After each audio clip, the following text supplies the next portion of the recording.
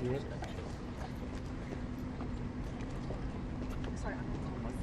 afternoon, everyone. Thanks for being here. I'm Doug Burgum, Secretary of Interior, Chris Wright, Secretary of Energy, and of course, Chair and Vice Chair of the National Energy Dominance Council. We just completed a fantastic meeting led by President Trump with executives from the oil and gas industry. The meeting was incredibly positive, and it was easy to be positive because none of the executives in the room, and I think there was close to 15 or 20, had been invited to the White House in the last 4 years. And of course, this is an industry that represents almost 11 million employees across our nation and provides the base energy that we need for manufacturing, for consumers, for homes, whatever, whether it's electricity for your home or whether it's fuel for transportation or heat for your home. These are the people that are powering America, and to have them back part of the conversation about where our future is going and the important role that energy plays, both in terms of our economic prosperity, but also bringing peace to the world. I'll let Secretary Wright say a few words, and then we'll stand for questions. Yeah, the one quick thing, this morning I signed another LNG export approval, CP2. This is a very large LNG export facility that was ready to be approved in the Biden administration. And this was the pause. The protest led up to the pause to stop this LNG permit. And one of the things we've released publicly, a report, an exhaustive report on LNG exports done by the Department of Energy. This report was completed in September of 2023. Think about that date, 4 months before the pause and desire to initiate a study was announced. Because this study, longer, more exhaustive study than the one that was released more than a year later, showed that in all scenarios, the impact on natural gas prices domestically was negligible.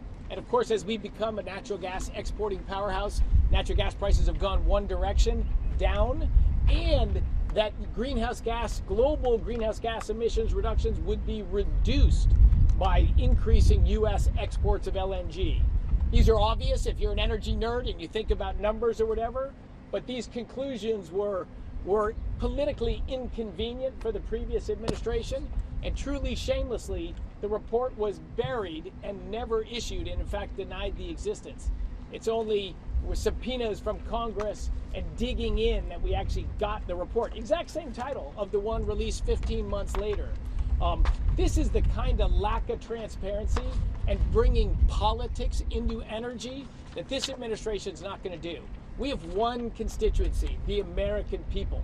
We want to bring low-cost, affordable, reliable, secure energy to Americans and our allies around the world. We're not going to be hiding the ball, hiding studies that give opposite conclusions to reality. We're going to restore a little credibility, a little bit of fact and science-based stuff to energy policy in the United States. And with that, I'll open Doug and I out for questions. Secretary Wright. Mr. Secretary, could you summarize what you heard about oil prices? What was the discussion on prices, and what concerns did you hear from the industry? There was really no discussion on price. Price is set by supply and demand. There's nothing we could say in that room that would change that one iota, and so it wasn't really a topic of discussion. But we did talk a lot about permitting, because one of the things that this industry has faced is the onslaught of regulation that was really had one goal in mind: try to drive their business out of business. And story after story that Chris and I hear of people where the permitting process takes longer than the actual build process on critical infrastructure in our country. And this is unacceptable, because right now we're in an AI arms race against China. China is building enormous amounts of electricity. We've been shutting down baseload electricity in our country while they've been adding it. And this is a real existential threat to our country. We've got to be able to actually not just drill baby drill, but we've got to be able to build baby build, so that we've actually got the infrastructure to drive our economy forward. Consumers who are very upset, sirs, about the fact that some of the electricity prices are going higher than anticipated in several areas around the country. Oh, yes. In the last administration, last 4 years, We're talking about now, though. well over 20% rise in electricity prices with almost no increase in electricity output. So we are moving urgently to reverse that trajectory, grow the supply of electricity and stop the rise of electricity prices first, and ultimately push electricity prices down. When do you expect to see that shift, that change? As fast as possible, as fast as possible. Reversing 4 years of treading the wrong direction is taking some time, but you will be seeing impacts of this later this year. What possible. you have talked about $50 barrel of oil being a goal here. That's something that even Harold Hamm, a donor and supporter of this president, has said is a little too low for production. What's the balance that gets the president's goal of lowering energy costs, but also is sufficient for the industry to drill? Well, I don't think I've mentioned $50 oil before, because I've always said all commodities are supply and demand. What we can do is do everything we can to get barriers out of the way to grow supply. If you grow supply, that's the way you push prices down. And I think we've seen prices come down a little bit already in anticipation that it's going to be easier to produce energy in the United States, and it's going to be lower risk. That's our goal, increase supply. And I want to just add to that there is a cost to energy, and if we're using a proxy for one form of energy to be the price of a barrel of oil, is that our just back of the envelope feel in terms of the regulatory cost, whether it's permitting, whether it's frivolous lawsuits, whether it's protests, whether it's the challenges of building the linear infrastructure like a pipeline or a transmission line, they get held up by even local or state regulations. That could be more than 10% of the cost, could be higher, 20% of the cost of energy. If we can reduce the regulatory burden, that's another way we can get prices down in this country, and it's one of the challenges that we're taking on. Gentlemen, on the topic. What effect are tariffs going to have on energy prices in the United States?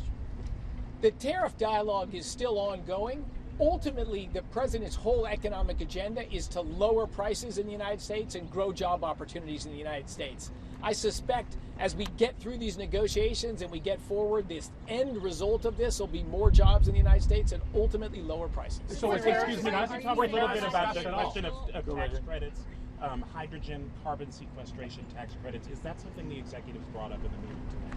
There was no discussion of tax credits whatsoever during this meeting. During the president's call today, During